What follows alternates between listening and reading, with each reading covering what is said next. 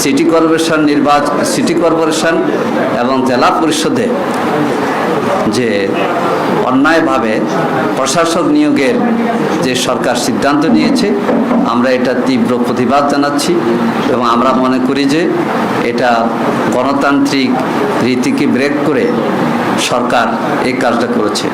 আপনারা অবহিত আছেন যে গত 22শে ফেব্রুয়ারি সরকারের স্থানীয় সরকার বিভাগের পক্ষ থেকে 6টি সিটি কর্পোরেশনে প্রশাসক নিয়োগ করা হয়েছে এবং 14 মার্চ 5টি সিটি কর্পোরেশনে প্রশাসক নিয়োগ করা হয়েছে। আপনারা জানেন, ইফতার মাহফিলে দাওয়াতের জন্য আমি কিন্তু স্থানীয় সরকার মন্ত্রীর বাসায় গিয়েছিলাম, দাওয়াত দিচ্ছি।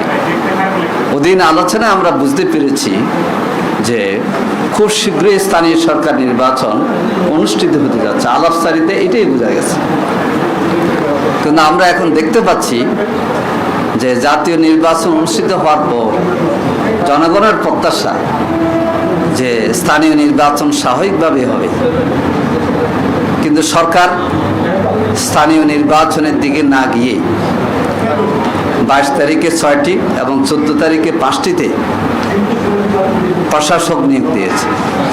এই প্রশাসক কারা?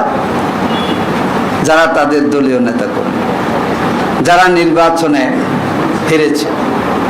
যেমন শফিকুল ইসলাম মিল্টন, তিনি ঢাকা সিটির 15 নম্বর আসনে নির্বাচনে হেরেছেন, তাকে প্রশাসক নিয়োগ করা হলো।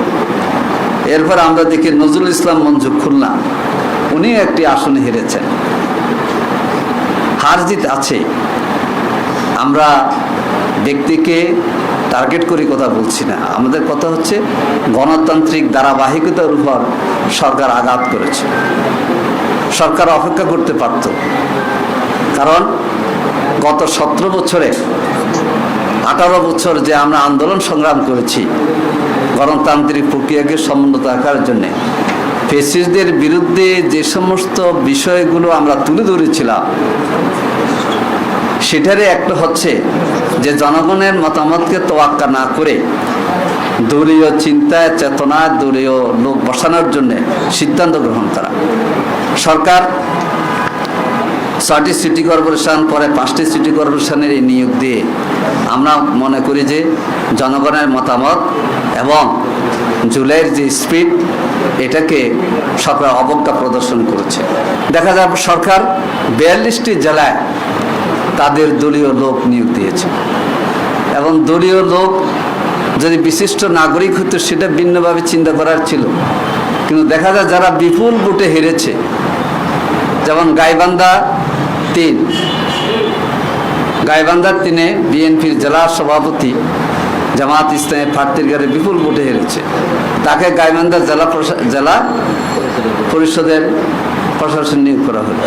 স্থানীয় সরকার নির্বাচন সচল হওয়া দরকার এবং জনগণের ভোটে নির্বাচিত প্রতিনিধিরাই এই ক্ষেত্রে এগিয়ে আসুক, যে দলের হোক।